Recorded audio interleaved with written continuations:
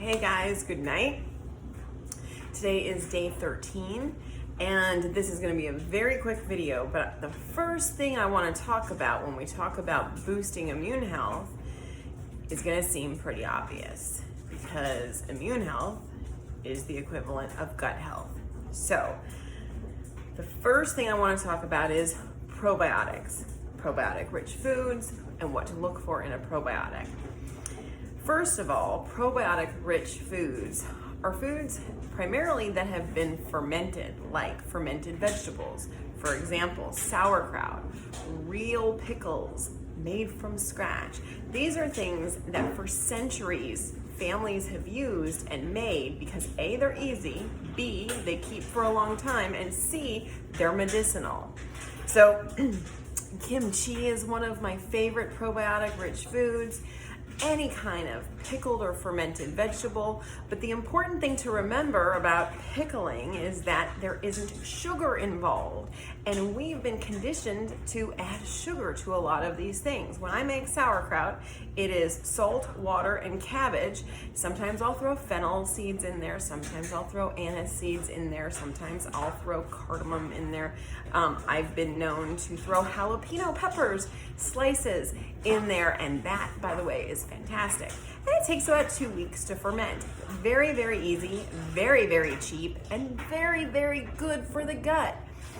I also make my own homemade kombucha. Kombucha is fermented tea. There's also beet kvass.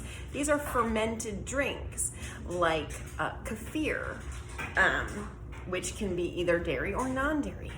There's water kefir and there's milk-based kefirs that are very similar to yogurt, except again, these are actual living fermented foods that you make in your home, and they're very, very simple. What you buy in the store is never going to be the same as what you make in your home. Why? Because they add preservatives, they add shelf life stabilizers, and they add sugar to most of these things to hyper palate them, to make them flavorful so that people will want to buy more and you will develop a food addiction based on your hormones and your genetics. So food manufacturers and food engineers understand that by adding sugar to things, they actually change your genetic expression and they manipulate you into buying more of their product and hurting yourself along the way because, quite frankly, they don't give two shits about you. They only care about the money. So these are simple things that you can make yourself. Tomorrow morning when I get up, I'll post a bunch of recipes for fermented foods. When you're talking about probiotic rich foods, oftentimes people ask me about Greek yogurt. The reality is that Greek yogurt, again, any brand you buy in the store is actually not a probiotic food. They're no longer living and therefore they don't contain probiotics. No matter what you're talking about, if you buy it in a grocery store, it's not a probiotic. Now, you can make your own homemade yogurt using raw milk, which is living, and then you ferment it and that's living. And it's really, really simple to make in an Instant Pot even. I've made it just using a hot water bath and wrapping it in a towel and sticking it in a microwave, not using the microwave, but sticking it in the microwave to preserve the heat. I did that several years ago before I had an Instant Pot. When it comes to buying probiotics and probiotic capsules, Zeus, the dog, is eating and he makes so much noise. When it comes to buying probiotics, something to keep in mind is that CFUs, which is the colonies of probiotics, is not a relevant measure of how good that probiotic is. And again, we've been conditioned to believe that marketing of CFUs, 40 billion, 2.4 billion CFUs, whatever it says, that means more is better. That's not true. More isn't better. If there's only a few types of probiotics in there, it's only a few types of bacteria in there, and you have a lot of a few types of bacteria, then you are going to overpopulate your gut with just a couple types of bacteria. What it matters is bacterial diversity. And so you want to look for something that has lots of different strains of bacteria and yeast in it, not just a couple. Most probiotics that you find on the market will have only 3 to 5. Some will have 7 or 9. The probiotic that I recommend and I use in my practice has 13 strains of different types of bacteria. Too much of one bacteria leads to an intestinal bacterial overgrowth. That is not a good thing, because when you have too much of one kind, it overpopulates the gut, and therefore the diversity that you need cannot subsist. Keep in mind that when I said earlier, for every 1 human cell in your body, there are 10 bacterial cells. The reality is that inside your body at any given time, there are 38,000 bacteria cells living in you, and without them you would die. Along those same lines, the RNA from viruses is also something we live symbiotically with. And we take for granted the fact that all viruses are bad, but at any given moment inside your body, you have 380 million? I'm gonna look that up for sure because I have it in my notes over there.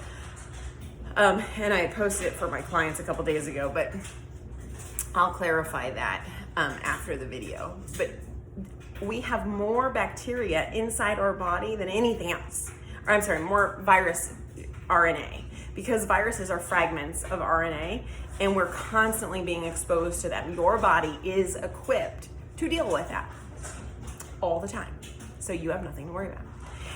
But the more you do to protect your body, build your microbiome, and keep your body healthy, the more you can live symbiotically with all of these things the way that you were intended to. For children, by the way, and we're going to talk as we get to the end of the week, I'm going to talk about specific micronutrients, and then we're going to talk about specific amounts and specific brands, but we're going to talk through what each micronutrient does first. But for children, just so you know, studies have shown that there are 3 very specific bacteria that all children need, and most probiotics on the market only have 1 of those 3 types of bacteria. And so we'll get more into that at the end of the week, but I just wanted to touch on probiotics because really that is an exceptionally important part of keeping your gut healthy. The second thing I want to talk about for 30 seconds is what is a prebiotic.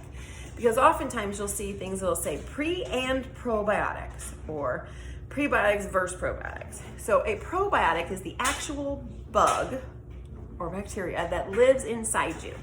So these are probiotic foods, and probiotics themselves are the actual gut bugs. You're putting more in, but what you want them to do is repopulate themselves. You want them to reproduce. What a prebiotic is insoluble fiber. That's something that you as a human cannot digest, but those gut bugs, it's what they eat. So there's lots of different types of prebiotic. Potato starch is one.